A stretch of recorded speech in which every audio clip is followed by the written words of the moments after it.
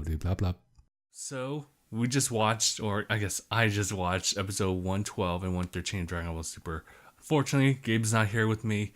Just things have happened, and since I haven't heard from him, so the show must go on, right? About these two episodes, just kind of in general, is the fact that this is just kind of like a 2 for 2, just featuring nothing but Super Saiyans. First episode was just about Goku trying to recover. It cuts over to the Saiyans from Universe 6, which is Kaba, Khalifa, and Kale going through things. First, episode 112 was basically about, not Kale, but Kaba trying to overcome Mona, who's from Universe 4, who was pretty much picking on all the lesser opponents from Universe 6, considering that Hit's no longer in the game anymore. Mona takes advantage of this opportunity to go in and use... Well, I mean, this happens during the Kaba fight, but essentially, she goes like human boulder, armored hockey, whatever, just attacking Kaba as this boy is just tumbled and thrown around like a rag doll until eventually Vegeta comes in, saves him, and under the same words like, "Don't think this is me helping you. Aren't you gonna take me to your planet? But Master, if I die, or if you die, or lose in the battle, then either one of us will be gone. We can't possibly complete the promise." Oh wow.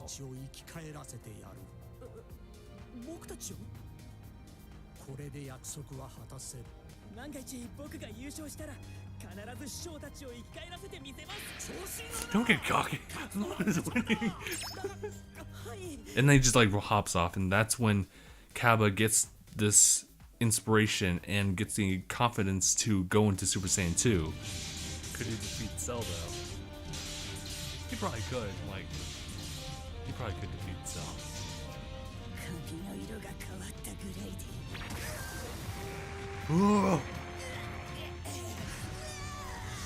Which is the first for him, and actually beats Mona with it. So very nicely done with Mona.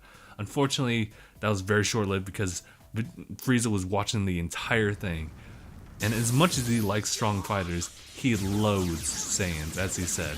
Versus Frieza, there's no competition whatsoever. Kaba loses. Like, it's so sad to see it, but it had to happen. Just wiped.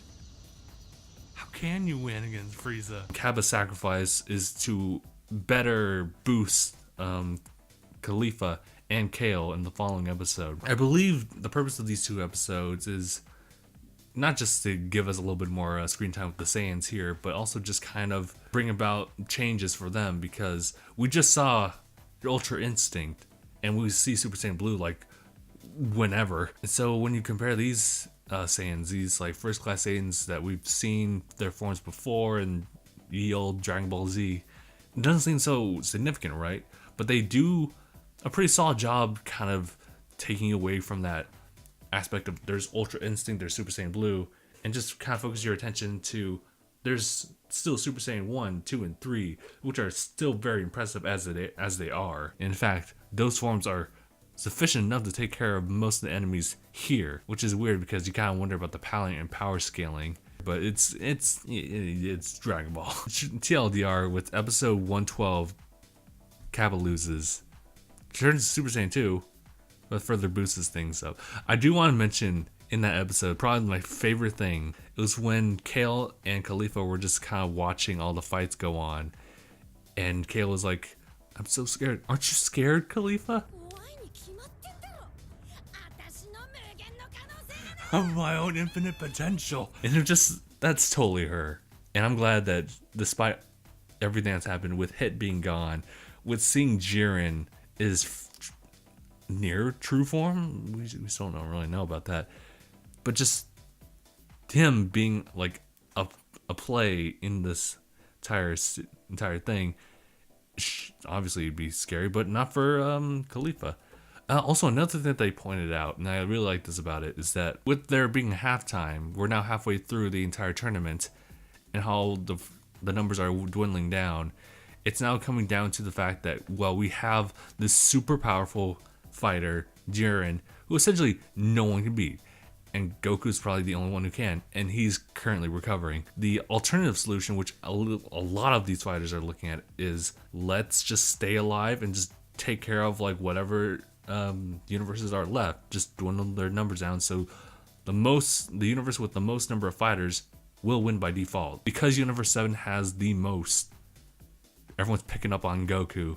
And you see this in this episode with all the robots. Moscow, that one, is pretty much controlling the other 3 robots to fight Goku. And so he's having trouble there until Khalifa comes in to the rescue because she wants to learn more. She wants to get stronger. And the reason she does this is actually revealed in episode 113, in the fact that, you know, Hit's gone, Cabba's gone, and she wants to avenge them / you know, well, make sure that their sacrifices weren't in vain. So she wants to learn Super Saiyan 3 from Goku. And so this is just, episode 113 is just simply a battle of the Saiyans. And this actually kind of harks back to like old Dragon Ball Z with like Goku versus Majin Vegeta and how cool that really was. One of them on stands were just saying like, oh, I think it was Krillin who was saying like, so this is a fight between 2 Super Saiyans 2s. And in the back of my mind, I'm thinking, well, this is not really a big deal, right? Because it's just Super Saiyan 2. We've seen God form. We see Super Saiyan God, Super Saiyan, and we see Ultra Instinct, and that's like a whole new level right there. But here, this episode does like a really good job with kind of making you forget all of that.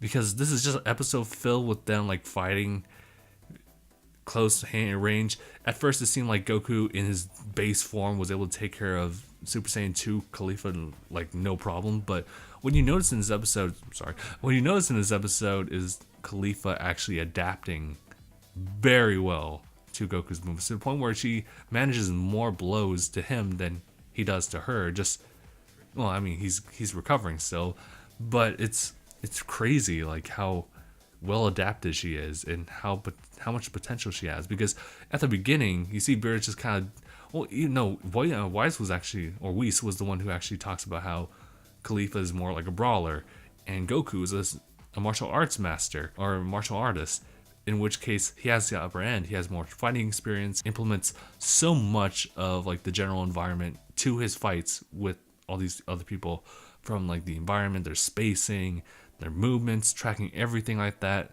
and just like refining and finding that one opening for a counterattack. And it was just to kind of upraise Goku, saying like, well, though he's not in Super Saiyan form, Goku has so much more experience than Khalifa. And then just a few minutes after that, you see Khalifa land a hit on Goku, push him back a little bit. And it's at that point that Kale and Khalifa join up together to fight Goku, per Goku's advice, in which case Beerus is like, what are you doing? Beerus finally gets like, Jesus Christ. But I mean, what Krillin said, that's how Goku is. He keeps pushing himself. But you notice that despite all that, Goku actually fights back and doesn't back down. And I love what Master Roshi says. He pretty much voices every single person in the community right now about, is Goku's evolvement here all part of, well, is it all attributing to Ultra Instinct? And we just had to shut that down immediately. Like, no. Despite the fact that Goku was able to go into Ultra Instinct form like he did, it's still incredibly hard, near impossible for him to do that. So right now, Goku is just simply sharpening up his skills, or his senses, when he's fighting against these 2 Saiyans. And that's kind of a natural thing when you kind of come across any kind of scenario. You get desensitized to it, and you get used to it, you start adapting to it, and that's kind of what Goku's doing right now. What's weird about Ultra Instinct is how instant it all happens. Ultra Instinct, you have the ability to read it, and like, it's kind of like, I don't want to bring Ben 10 into this, but Gabe was telling me about how Ben's Omnitrix, like thing that like stores all DNA of all the aliens he can transform into. One of the latter parts of Ben 10, or one version of Ben 10, has an Omnitrix where it'll take the DNA and put it through several battle simulations over the course of a million years in that little time space right there. And so when you activate it, you pretty much have like a million-year-old battle experience alien. So take for example, Ultra Instinct. I feel like that's the closest thing, just an ever evolving and an extremely high rate power and form, and that's what Ultra Instinct is in my eyes anyway. But it's different from just simply adapting to, or Goku here using his own like natural born instincts and his knowledge of fights to actually adapt to these two. And that's pretty much it for this episode. It's just kind of showing off things. Oh yeah, Goku did tease something about the Super Saiyan 3. Also, hold on. I can't believe I totally forgot about this. But the very beginning of the episode. Oh. What? Oh, that's a short opening. Or, wait. Wait, what's happening? What? What is happening? Oh, is this a flashback? Okay, it's a flashback. Thank you.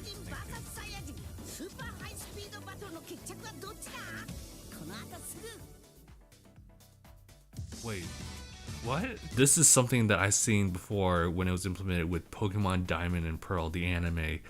The very beginning, where they would they would refine the clips, right? They would cut bits and pieces just of the episode into the beginning. They just kind of give you an idea of what's to happen. And I'm not sure how effective that is, and I'm not sure if they're gonna keep on doing that for who knows how long, but that is interesting, and I think that they should keep trying and just see how people will respond to that. I certainly don't mind it. It just kind of threw me off at the beginning, but yeah, that's something that happens, and that's all I can really say. What happened in the preview? I'm trying to remember what happened. It's just more about Kale. It's more Saiyan fighting, but I believe Kale will actually grow in this episode versus Khalifa. Khalifa had episode 113 to just evolve into how she is, adapting her fighting style, getting stronger, and Kale showed a little bit of that, but now she's going to become even more stronger. So I guess we're going to have another episode of that. And I'm just waiting for Ultra Instinct Goku to return again. Or at least I want Goku to think about it. Give him some time to just like, Ultra Instinct, huh? How did I do that? And as he works his brain around, like, oh, okay, this is what happened, this is what I do. But god damn it. Also, something I want to bring up again, and back in episode 112, a funny moment was when Vegeta was going to go fight Jiren, but he comes across Toppo, and Toppo's like, you gotta fight me first. And Vegeta's like, I'm not here to fight against the second fiddle. Second fiddle. But yeah, that's pretty much it. It's just, I like these two episodes. It kind of drew my attention away from like the whole Ultra Instinct thing. When it comes to some kind of anime where the strongest is known, you kind of keep your eyes like magnet towards or focus on that one person, and everything just revolves around it. And it's nice to just kind of cut that field of vision and just focus on something else within the world. It just kind of makes things a lot more realistic instead of everything's just black and white. Like everything here is meaningless, and Jiren's the one to go after.